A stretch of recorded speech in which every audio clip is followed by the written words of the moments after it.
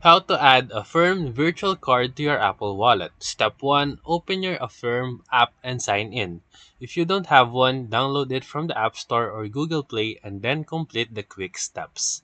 And then after that, step 2. Once you are logged into your account, tap on the Shop tab and select an existing loan offer that allows a virtual card checkout. Step 3. Tap Create Virtual Card. Affirm will now generate a one-time use virtual card that works like a debit or credit card. And then after that, step 4, once the card is created, you will see an option that says Add to Apple Wallet. Tap it and then confirm by following the prompts. Step 5, if that option does not appear in your screen, you can manually add it by copying the card details and then going to your iPhone's Apple Wallet and then click the plus icon and then go to the debit or credit card and then enter your details manually.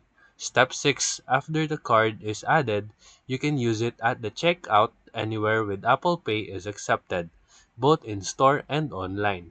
Step 7. Keep in mind that the card expires after 24 hours or after your purchase, so you should use it quickly. And you will see your balance and payment schedule in the Affirm app. And that's it. So if this video helped you, make sure to like and subscribe. Thank you for watching.